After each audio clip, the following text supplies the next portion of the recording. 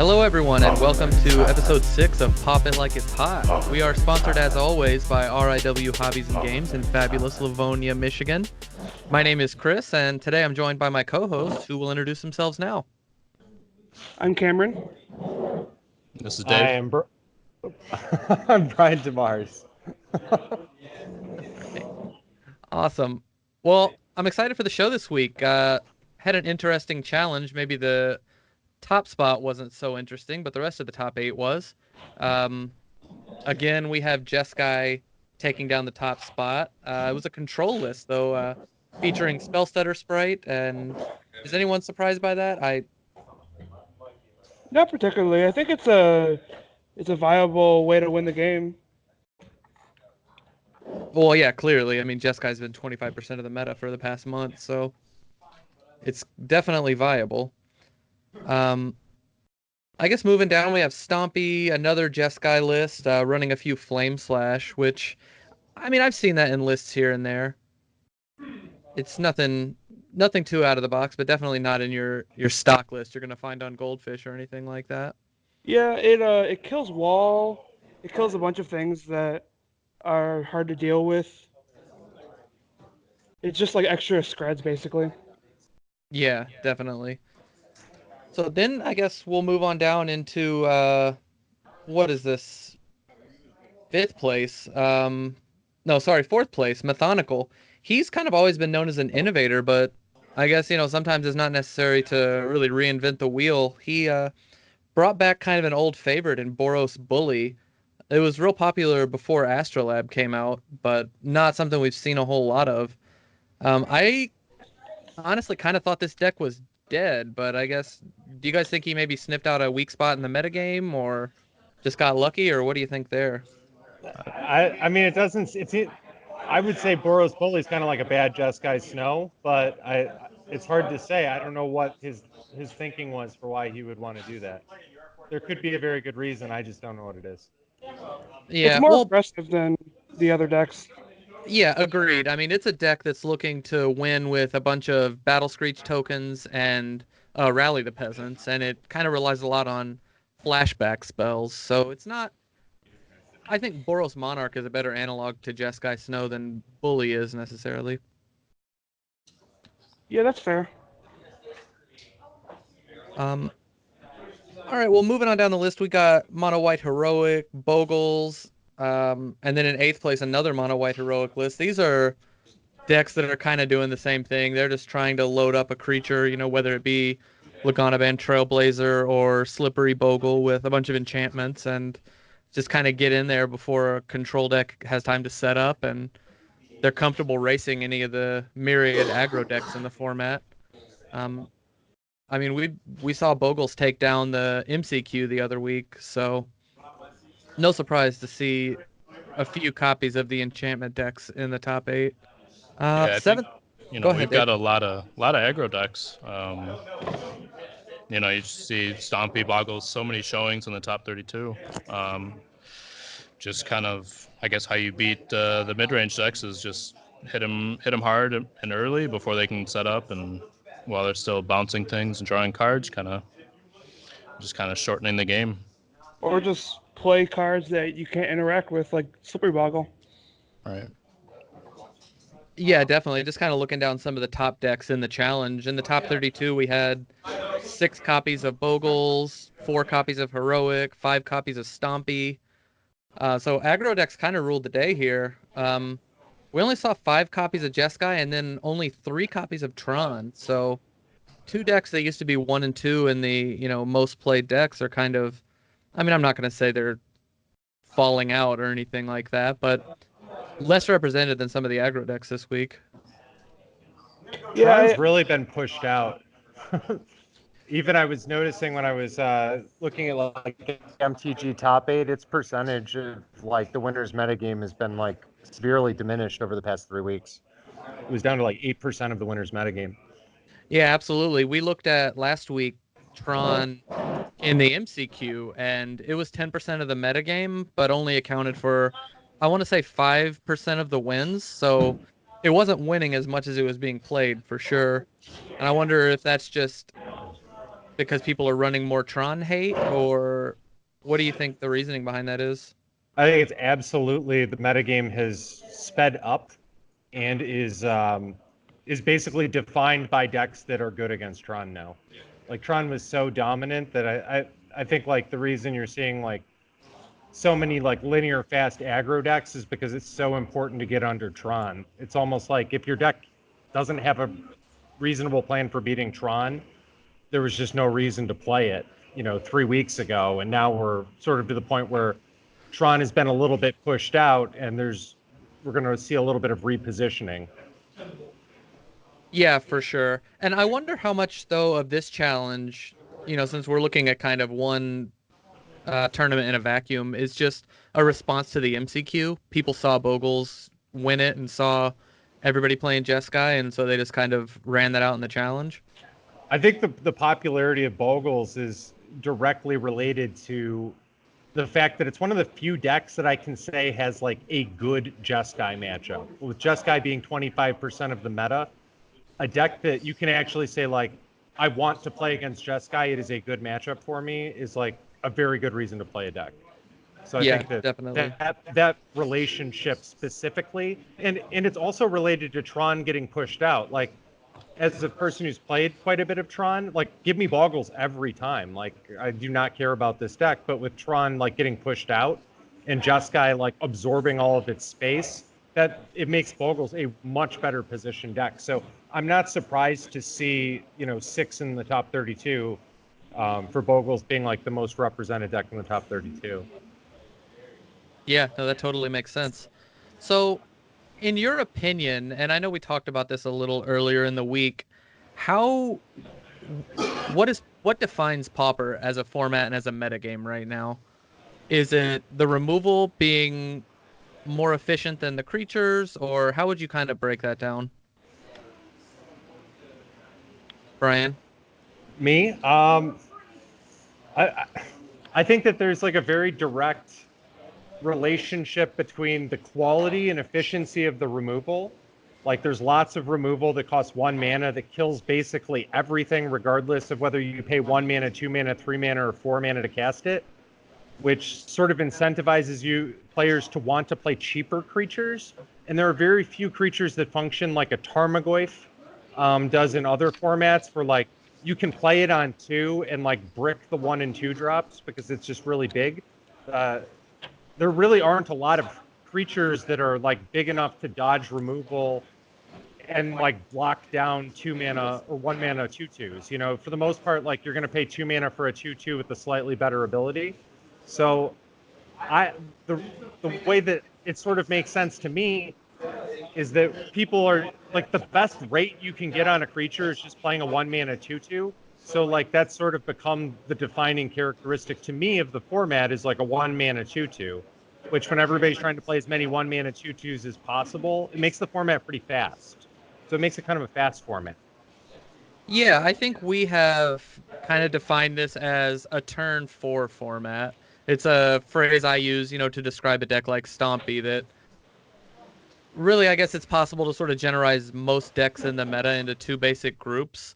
One of them is decks like Stompy and Bogles and Red Deck and Elves, decks that are trying to win by dealing lethal damage by turn 4, maybe turn 5. And then the other group is kind of an amalgamation of these flicker decks, like Jeskai and Tron. And it feels like the metagame has kind of molded itself around those 2 strategies, mostly due to the power level of, the Muldrifter plus Ephemerate combo, that when that comes down on turn 4, you have to either be in a very dominating position, or you have to have your own plan to beat that kind of card advantage, and that's hard to do for a lot of strategies. Yeah, I thought the turn 4 concept was pretty interesting, just seeing different takes on what that really means. I know Wizards kind of mentions that when they talk about Modern, and maybe if they ban something, if a combo deck goes off on turn 3 too easily, it warrants a ban. So there's people who talk about it like that. I found some interesting kind of notion of, on turn 4 you can kind of get a sense of who's ahead, just by observing the match, knowing I guess, perfect information of what's in each person's hand, that you can kind of more times than not see who's going to win, barring an epic comeback. Yeah, I think it's an interesting concept. I think people just have different takes on what that means, and does it really apply to Pauper? I mean, if we were talking about how Tron can pull itself up from no board presence, no spells played, and be at 1 life, and they can fog, gain life, lock you out, basically of combat for the rest of the game, and seemingly look behind up until that point, and then totally shift it. So it's an interesting concept. Yeah. Yeah, definitely. If we sort of frame our discussion of the metagame around the idea of what decks are doing by turn 4, I mean, sure, Tron, a lot of lists have no ability to win the game on turn 4, regardless of their draw. But that said, by turn 4, they're going to have a lot of options at their disposal. I mean, you can have your natural Tron plus an island and start going off that way. You can land a Stonehorn Dignitary on turn 4 and lock these aggro decks out of combat for the rest of the game. Whether or not they win on turn 4 is kind of beside the point. It's what they're able to do by that point in the game. Decks are sort of hitting their critical mass around turn 4, is what I would say. Yeah. Right. Is Right. how I'd phrase it. But Yeah, that's a more elegant way to put it. Like Jeskai is hitting Muldrifter, Ephemerate. Stompy is trying to win the game. Boggles has a big enough creature that it doesn't matter. Heroic is trying to win the game. Bully is trying to be far enough ahead that it doesn't matter. Yeah, and Bully can have those explosive draws that might, put them in the position to win the game around that time. Yeah. I mean, due to Battle Screech being a 4-mana spell, it usually takes them another couple of turns, but they're doing things on kind of a different axis. So with this said, is Muldrifter plus Ephemerate kind of the most powerful thing you can regularly be doing on turn 4 in Pauper? Well, with 4 mana, probably. I mean, you can cast Ulamog's Crusher on turn 4. That's pretty powerful with a Tron deck. So, honestly, would you rather play an Ulamog's Crusher, or would you rather have drawn 4 cards and be pretty far ahead? Like, just in general, not necessarily against the same deck, not necessarily against the Ulamog's Crusher deck, but just against the format in general. Yeah, if you have the choice of, building a deck around doing one or the other, it seems like most people, and high-level competitive play are choosing the Muldrifter plus Ephemerate line rather than the Ulamog's Crusher line. Yeah. Well, it's also like sort of it's not a fair question. If I could like do it every game, I'd probably have the Crusher, but I don't want to play 4 Crushers in my deck. The cost of playing 4 Muldrifters and 3 Ephemerates is much lower than playing 4 8-drops. Right. I think I'd rather have a Crusher on turn 4 on the play than like Muldrifter Ephemerate. Right, and I think way. that kind of brings us back to the point that you made earlier, where the format is kind of defined around these efficiently costed creatures. Like you said, a 2/2 that's going to draw you some cards is maybe more easily played in Pauper than the 8/8 Annihilator 2, just due to the fact that the removal in Pauper is so cheap and plentiful. It feels a lot better to get your Muldrifter Journey to Nowhere than to get your Ulamog's Crusher. Yeah, I think, Pauper is so grindy of a format, at least that's how we've come to learn it and know it. But I think the way to look at it is like to look at the aggro decks compared to that Muldrifter turn 4 Ephemerate, draw 4, possibly 6, and leave a 2/2 behind. Did that deck do anything up to that point, or are they just drawing 4 and playing a 2/2, whereas like an aggressive deck would have played, Burning Tree Emissary comes with 2 pop Lotus Petals into another guy, like, so what, 7 mana worth of creatures that stick around and attack. Like, compare that to, is the Muldrifter Ephemerate deck only drawing 4? Like, I think maybe that's a better way to compare it, because we're seeing these aggro decks, and we see Tron on the down, I'd say because of it, and then you have mid-range, which is pretty much just the Jeskai decks, because they're drawing so many cards. How can you compete as another mid-range deck? There's very few ways to say, okay, they just drew 4, maybe 6. That's cool. Like, I'll just do this other thing and fight through your fistful of red removal and creatures that draw a card and counterspell. Like, I think it's an interesting question when you consider Pauper, where we came from and where we are now. Yeah, and obviously you can look at the results and see that these aggro decks are able to keep pace with a turn 4 play like that, just due to the fact that they're able to do more efficient things on the first 3 turns.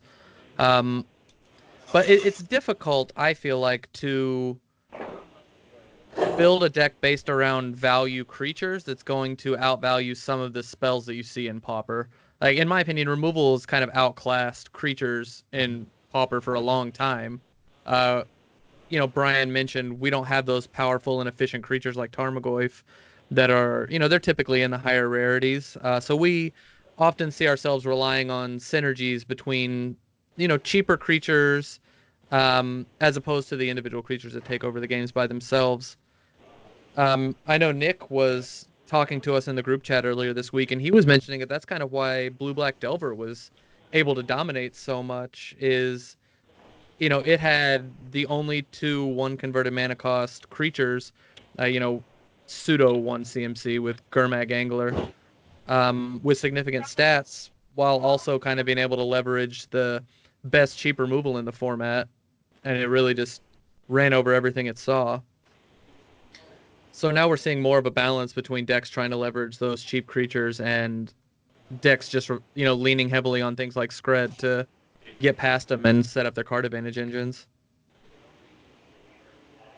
Yeah, I think it's a case of if you have a removal and I have a creature, I want my creature to be one that comes in and draws me some cards. Like Muldrifter draws 2, so it'll eventually outpace the 1-for-1 trading of removal and Guy. Like, I think that's kind of at the heart of the value engine of, fighting like Bolt's in how many formats, and it's the premier red spell. It's in Pauper. What's the premier creature in Pauper that's in other formats, like Delver? Probably Delver Secrets. Yeah. Yeah, absolutely. I mean, there's a reason that you're not seeing, Burning Tree Emissary decks dominating other formats. It's kind of just the best that Pauper has to offer for green on turn 2. And I think this point is kind of why Jeskai is so strong right now as well. They get the cheapest answers from every color, plus, the best synergistic creatures in their color. And they also get the best 2-drop in the format, and the only 2-drop that sees play that outclasses the 1-drops in the format. Yeah, Core Skyfisher. Yeah. So, I guess, what are other decks doing to combat this card advantage engine that Jeskai is creating for itself? They're trying to kill you really fast. Yeah. Like that. Yeah. That's what it is. It's like you can't outvalue them, so you just have to spam as many 1-mana 2/2s as possible and hope that they don't draw 3 Skreds or 2 Skreds and a Bolt or something, and you can just push them off the board before they can get set up. Like, they play their Core Skyfisher, you kill it, and you hit them for 4, and you make them die before they can take over with cards, because you can't outcard them. They have too many 2-for-1s, so you have to just directly kill them with pressure.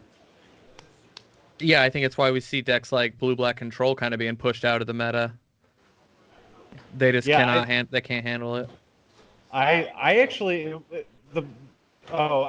Blue-Black Control for sure.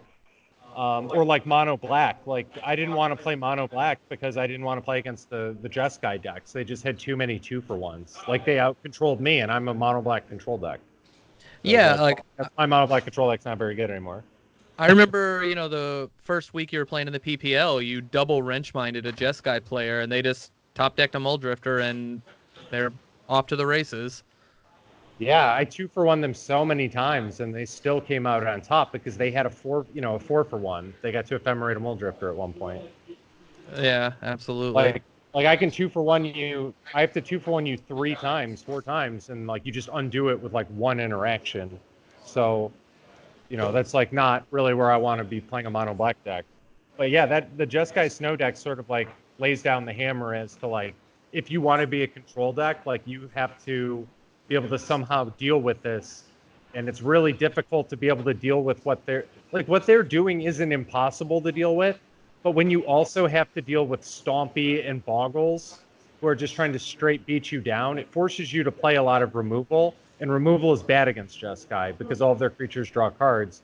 So like, it's like there's like really no option of like how to get around both at the same time.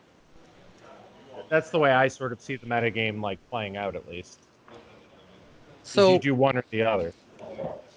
with Tron kind of falling to a less prestigious spot in the metagame, you know, we're seeing its usage fall down and its win shares fall. Do we think Jeskai decks are going to start selling out more against aggro, and what do we think that might look like? It would be more removal. Yeah. So, like, Cam, I know you're a Tron player. What do you think Jeskai is doing? How are they hedging for Tron, and even in the sideboard? And how do you see that possibly changing in the future if Tron is not played as much? Well, they're playing Relics and Pyroblasts and more counter spells and dispels main a lot of the time. I guess the biggest thing is just more removal against the aggro decks. So I could see them cutting down on Pyroblasts and Relics for just more removal. Right. So, I mean, is it like splashing black for edicts? Because, I mean, you can have all the Screds in your deck you want, but if you're facing down a Slippery Bogle with an Ancestral Mask, I mean, what are you really doing about that?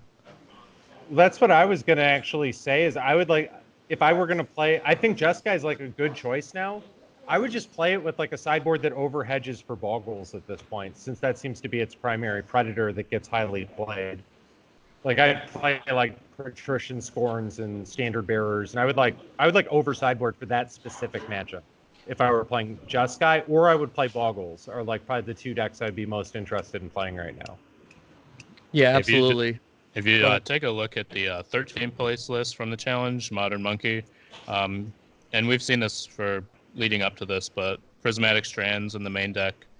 And to round it out, we got 2 in the sideboard. So against those green decks, they pretty much, you know, maybe Stompy can say, oh, you can't target my guy with removal, but like they can say nothing to Prismatic Strands, and it flashes back. Like I think it's the perfect evolution of that to fight Boggles. And we're seeing tribe decks pick it up too. It's just, you know, if we're going to fight a counter war and I have a white creature, I'm going to play it twice. If I'm racing against some Boggles deck in the air, it buys me 2 turns. I can maybe dig to my next one. Sideboarded games. It's just, I've been in that spot having just 1 Prismatic Strands against these green decks. And it's just like, I just need to find the second one and I got you. Like, it's just, I think that's where you're shifting. And then maybe the Jeskai decks that are picking up some Spellstutter sprites, stuff like that can help. I guess it's for Tron. I don't know. Maybe other Jeskai decks as well. But I have like Spellstutter against Boggles too. It kind of nips one of their spells, gives you a block. I don't know. I feel like that's part of the reasoning for some of these choices, at least to some degree. Yeah, I think loading up on Standard Bearers is a great choice right now.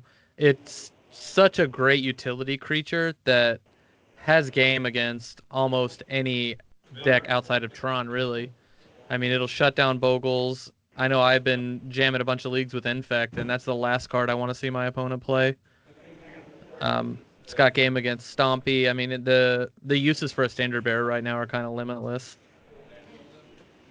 The Stompy deck that took second place also, it wound up losing to Jeskai Snow, but in the challenge, but it's on 4 River Boa, 2 Ledgewalkers. So it's like a build of Stompy that's sort of following suit with like what Bogles is doing in some ways. It's hedging directly for Jeskai. So yeah, I think Jeskai is now like pretty clearly public enemy number 1, at least with how players are approaching the metagame.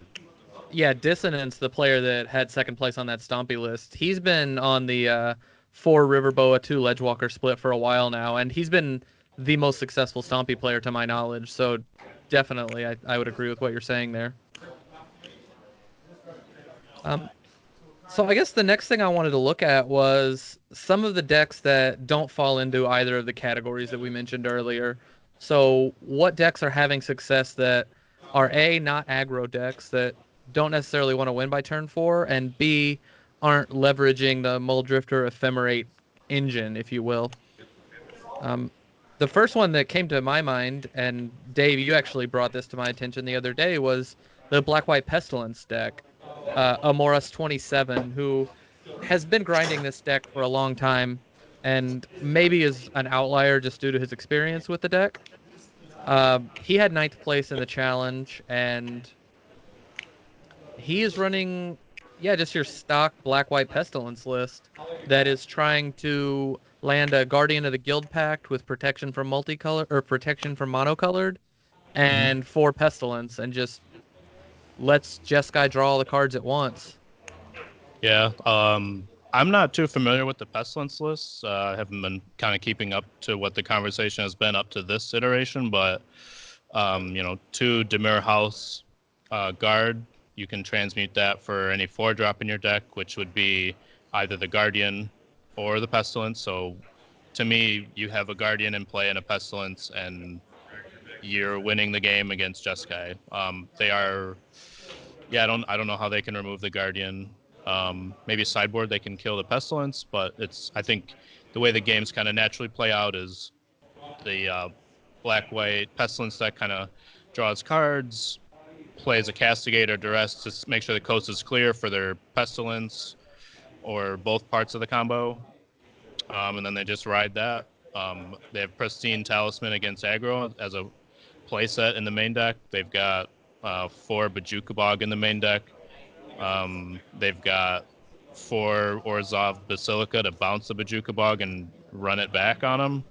So it's just, Yeah, the Orzhov Basilica is playing double duty because it's also, this is a life gain deck. If you're going to rely on Pestilence as your primary win condition, you've got to make sure you can stay ahead of life totals. So it's got the Pristine Talisman, it's got the Kabir Crossroads, it's got the Radiant Fountains, and it's using the Karoo land to bounce those and get recurring life gain.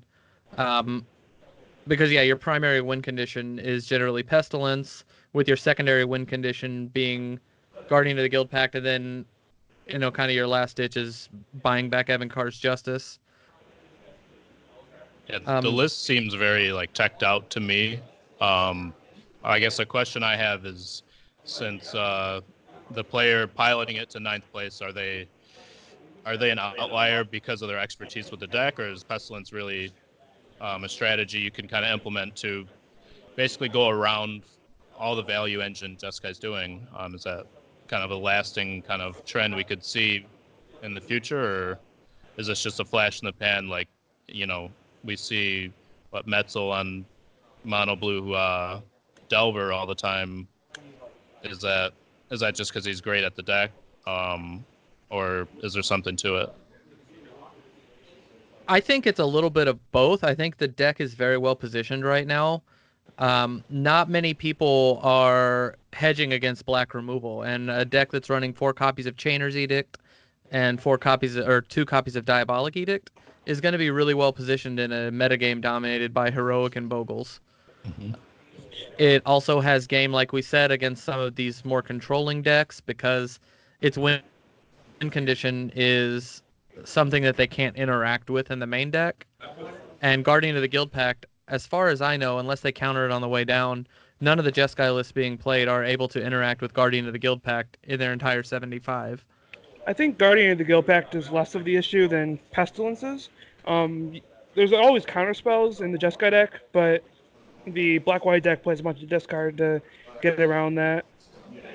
Yeah, absolutely. Like Dave mentioned, they have the Castigates to kind of make sure that the coast is clear before they drop a Guardian. It's a really interesting deck. Amoras, and I hope I'm pronouncing his name right, he's been playing the deck for a really long time. So the success he's seeing, I think, is a combination of being in a kind of niche spot in the metagame right now and knowing all the lines with kind of a clunky and complicated deck to play at times.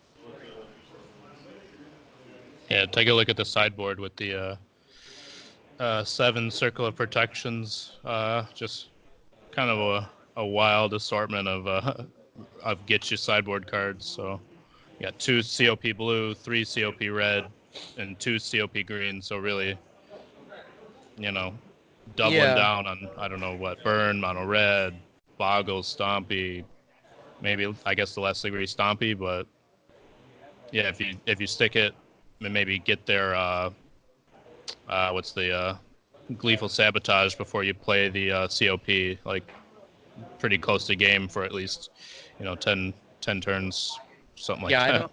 I don't think Pestilence has to dedicate many sideboard cards to Stompy. This is a nightmare matchup for a mono green deck. Just every single card in the deck just hoses Stompy. But you do see in the sideboard just the other cards he's running: 4 Fragmentize, 2 Castigates, so that brings it to a full 4 Castigates against Jeskai, and 2 more Palace Sentinels to get that Monarch running. So an interesting thing here is a lot of the deck is removal, and if you land a Guardian of the Guild Pact and a Palace Sentinels, you're going to draw that extra card every single turn. Whether the opponent takes a Monarch back on their turn or not, you're going to get that attack in with Guardian of the Guild Pact, and it's coming right back to you. So that's another interesting way they're kind of fighting back against the card advantage engines that you're seeing out of Jeskai and Tron.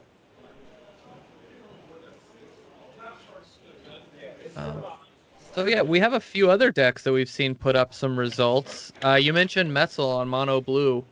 We had somebody not named Metzel 5-0 with a Mono Blue Delver list this week, and that's not a deck that's trying to win by turn 4, but it's also not a deck that's trying to ephemerate a Muldrifter, so that falls right into the conversation we're having here.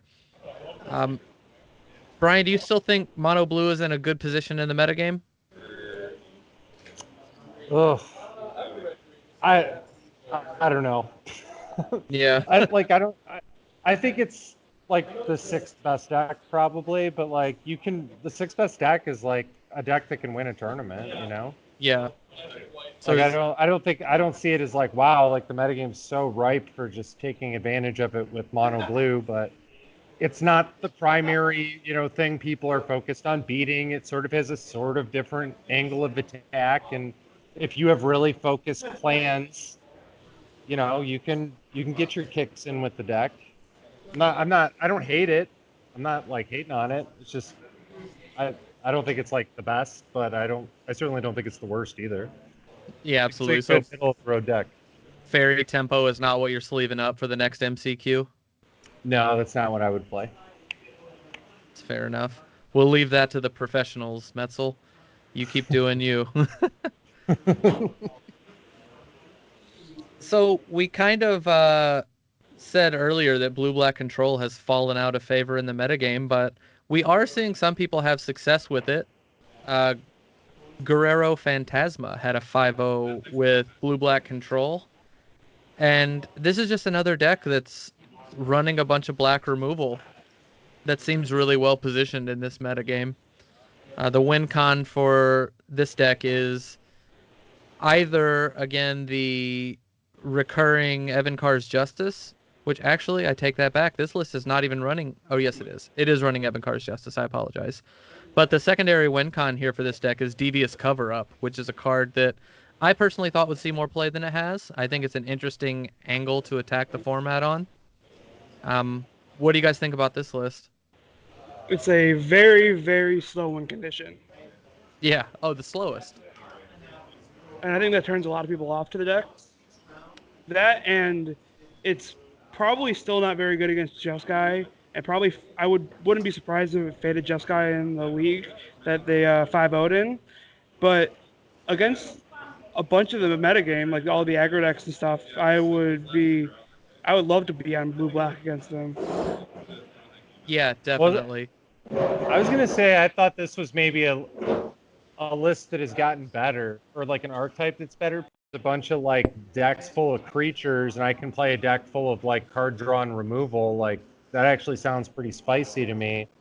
And I'm not even convinced this deck's terrible against Jeskai. Like their creatures do like some of their creatures draw a card, but like you've got them like matched on counter spells, and you have more more 2-for-1s than they do. So like if they don't get under you, which they're not great at doing, like you will eventually overpower them and put them away. Like you have pristine talismans, and you have all sorts of things that make it really hard for them to actually deal you 20 damage with that deck. And they don't have enough card advantage to really overpower you, with most hands. So like, I don't know if it's favored or unfavored, but I would guess it's pretty close, at least. So like this deck does get better if less people are playing, things like Tron that just come like way over the top and go crazy against you. And it's got a bunch of edicts. So it's got some action against Boggles too.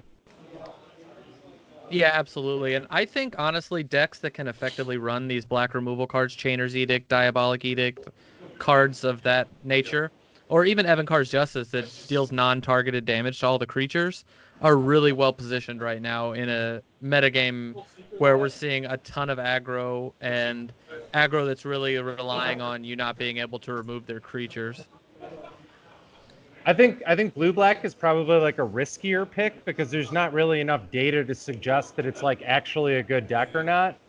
But if I were going to take a risk on a risky deck, this is probably one that I would try out. The blue-black. Yeah, definitely. Because I think you can definitely put together a string of matchups where you're like extremely favored, which is how you win a tournament or make a top 8. Yeah, definitely. Good That alludes matchup. to what Cam was saying a minute ago, where this league that they 5-0'd, we don't obviously know what matchups they found, in their 5 matches. And it really wouldn't surprise me if it was one of those leagues where you just run into, a bunch of aggro decks and never have to worry about Jeskai. Because that can make for an easy 5-0 for a deck like this. I don't think he played against Tron 5 times. I'll say that. Absolutely not. But, sometimes that's all it takes.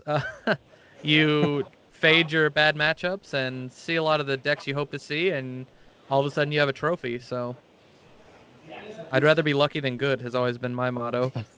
That said, we don't know what he played. Maybe this guy, has the secret sauce to beat Tron with a blue-black control list. I can't be sure. I don't think so, but you never know.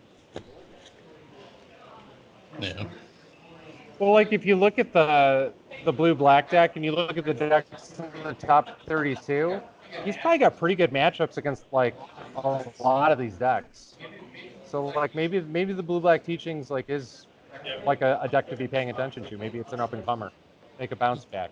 Yeah, in the challenge, I mean, it was not unrepresented. We saw Lampalot take 20th place with an 80-card blue-black control list, which kind of harkens back to Mikey Ruru, who, made 78-card teachings famous. So maybe in the interim, 2 more cards have made the cut, and it's now an 80-card deck. I can't pretend to be an expert on it, but he got 20th place in the challenge, so props to Lampalot. Well, that's bringing us pretty close to our time for today. Was there anything else anybody wanted to add before we let our listeners get back to their day? I think we've covered everything. All right. Well, thank you, everybody, for joining us. This was episode 6 of Pop It Like It's Hot. We're going to see you next week. We've got a really exciting show in store for you then, so we hope you stay tuned. Have a good one. Pop it like it's hot. Pop it like it's hot. Pop it like it's hot. Pop it like it's hot. Pop it like it's hot.